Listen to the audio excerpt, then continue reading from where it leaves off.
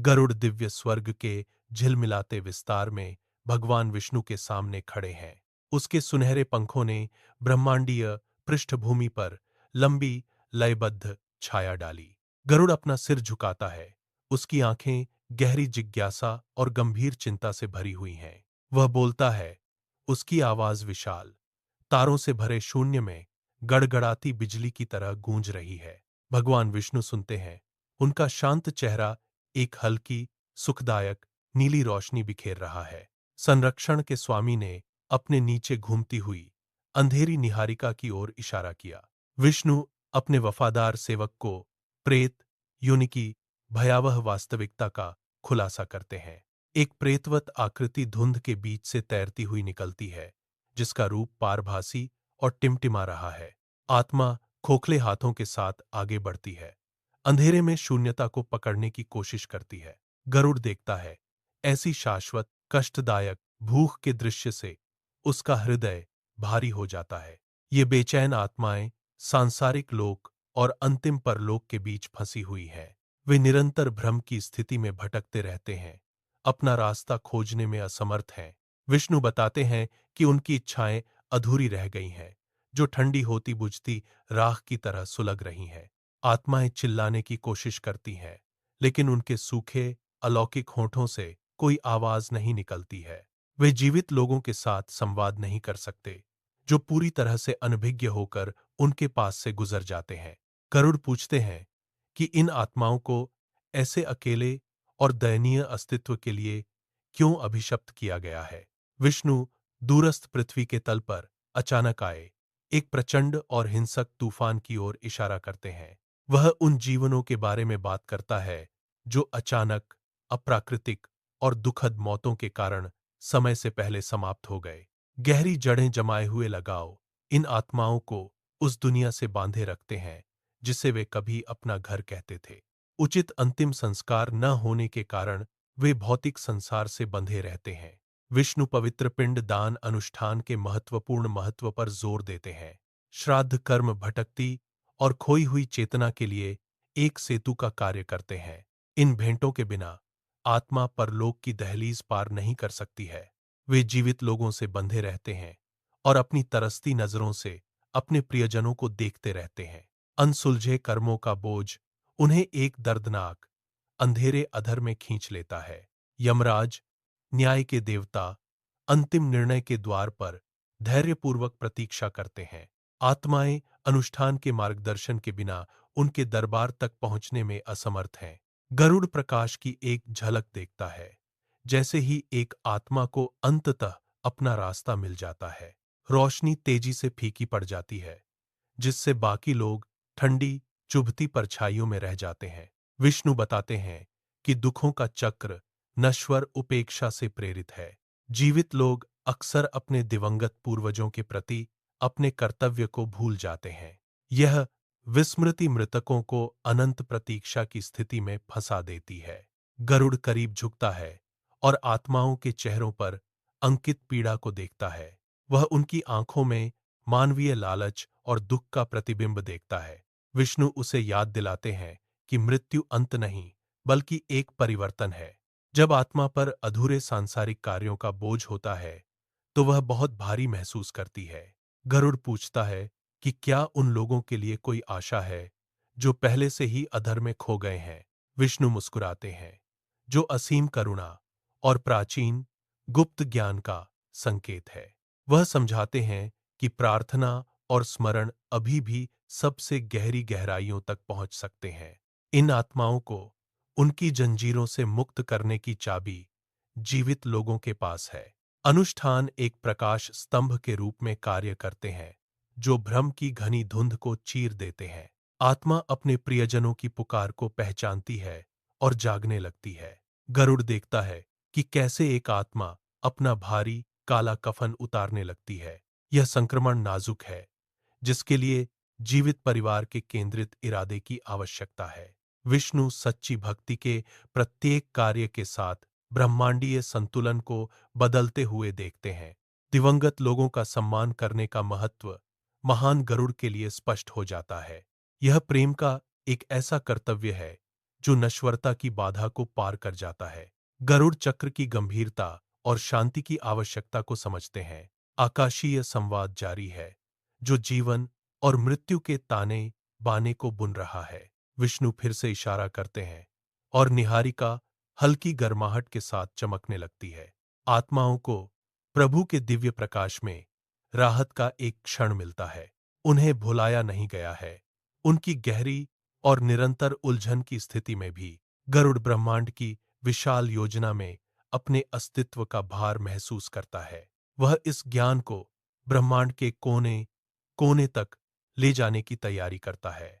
जीवित और मृत लोगों के बीच का पुल नाजुक है, लेकिन आवश्यक है। विष्णु अडिग खड़े हैं। उनकी उपस्थिति आत्माओं को उनके सही मार्ग पर स्थिर रखती है। प्रेत योनि एक ऐसे जीवन के परिणामों की चेतावनी है जो बिना किसी आधार के जिया गया हो। गरुड़ एक बार फिर झुकता है। उसके पंख उसके शक्तिशाली शरीर के साथ करीने से सिमट जाते हैं। ब्रह्मांडीय ऊर्जा की गूंज को छोड़कर खगोलीय क्षेत्र शांत है। बेचैन आत्माओं का सच अब अनंत तारों में अंकित हो गया है। गरुड़ घूमती हुई ब्रह्मांडीय निहारिका को निहारता है। उसकी आंखों में खोई हुई आत्माओं का दुख झलकता है। भगवान विष्णु अपनी मुद्रा बदलते हैं। उनके चारों ओर सुनहरी रोशनी प्राचीन लयबद्ध शक्ति के साथ स्पंदित हो रही है। वह अस्तित्व के उस विशाल घूमते हुए चक्र की ओर इशारा करता है जो आकाशीय लोकों को थामे रखता है। यह पहिया अनगिनत जीवनों के भार से चमकता है, जो अंधेरे और चकाचौंध भरी रोशनी के बीच घूम रहा है। विष्णु बोलते हैं। उनकी आवाज एक धीमी गूंज है जो अंतरिक्ष के ताने बाने में कंपन पैदा करती है। वह समझाता है कि प्रेत एक बहुत बड़ी शाश्वत प्रणाली के भीतर केवल एक छाया है। हर आत्मा अपने पिछले कर्मों के परिणामों से बंधी है। वह गंभीरता से घोषित करता है। एक दृश्य दिखाई देता है। एक व्यक्ति निस्वार्थ कार्य कर रहा है।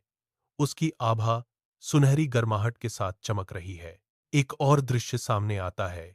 एक लालची व्यापारी सोने को जकड़े हुए है। उसकी आत्मा एक भारी पत्थर में बदल रही है। आत्मा को पुरस्कार और प्रतिशोध के लोकों से गुजरना पड़ता है, जो उसके कर्मों के बही खाते को संतुलित करता है। गरुड़ देखता है कि आत्माएं उज्ज्वल प्रकाश की ओर ऊपर उठती हैं, लेकिन गुरुत्वाकर्षण उन्हें वापस खींच लेता है।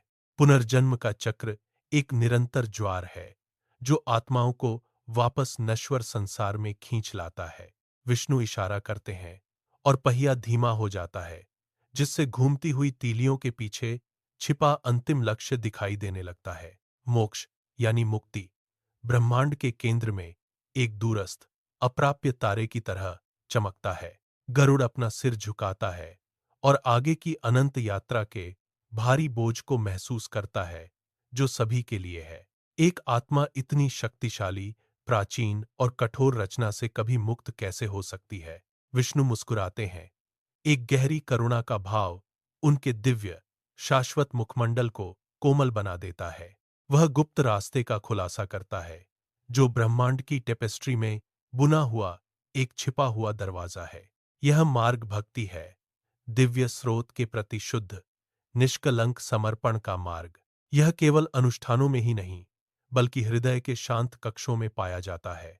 सत्य का पालन करें, विष्णु का आदेश है।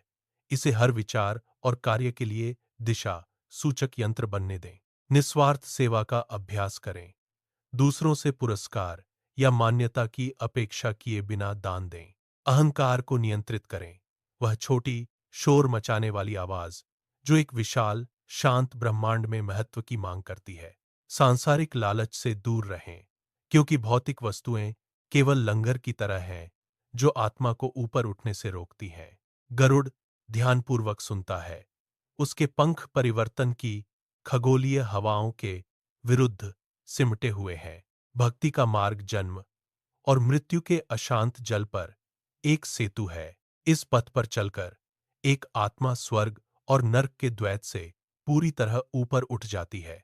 पहिए पर दृश्य बदलते हैं, जो आत्माओं को उनके भारी काले बोझ को उतारते हुए दिखाते हैं।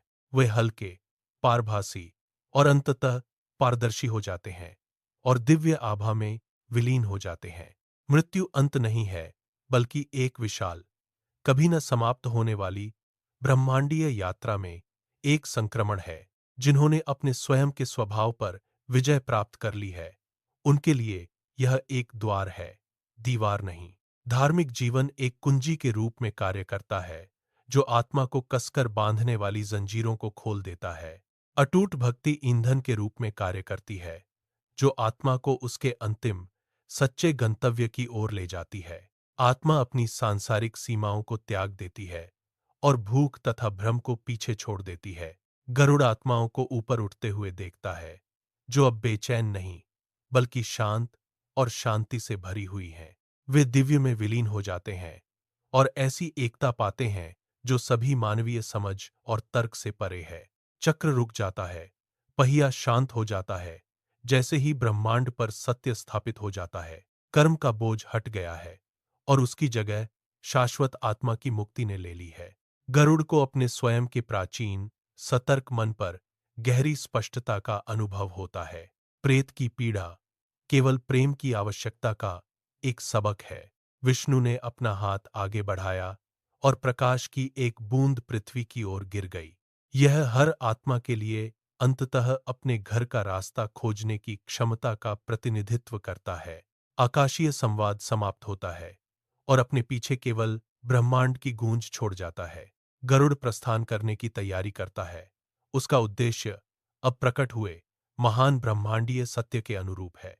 वह क्षितिज की ओर उड़ता है, जहां मोक्ष का प्रकाश सभी आत्माओं को बुलाता है। तारे एक सीध में आते हुए प्रतीत होते हैं, जो अभी भी अंधेरे में खोए हुए लोगों के लिए रास्ता दिखा रहे हैं। विशाल विस्तार में सबसे अशांत आत्माओं के लिए भी शांति संभव है। चक्र जारी है, लेकिन अब इसमें अंतिम, शाश्वत मुक्ति का वादा है। गरुड़ भगवान विष्णु की दिव्य उपस्थिति को एक आखिरी बार मुड़कर देखते हैं। ईश्वर अनंत शून्य की घूमती अराजकता के बीच प्रकाश के एक स्तंभ के रूप में बने हुए हैं। गरुड़ अपने विशाल पंखों को फैलाता है और ब्रह्मांडीय ऊर्जा की धाराओं को पकड़ता है। धाराओं, वह प्रेत के ज्ञान और मुक्ति के वादे को आगे ले जाता है। उसके पंखों की हर धड़कन कर्म और भक्ति के सत्य के साथ गूंजती है। ब्रह्मांड एक जेल की तुलना में आत्माओं के लिए एक कक्षा जैसा अधिक महसूस होता है। वह तारों की धूल की परतों से होकर गुजरता है। उसका रूप नई समझ के साथ चमक रहा है। अनुष्ठानों का संदेश और भक्ति का मार्ग अब उसकी आत्मा में अंकित हो गया है। वह जानता है कि हर आत्मा, चाहे वह कितनी भी भटकी हुई क्यों न हो, अंततः प्रकाश पा सकती है।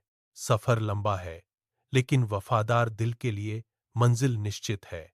गरुड़ और ऊंचाई पर चढ़ता है और दुख के निचले लोगों को अपने से बहुत पीछे छोड़ देता है।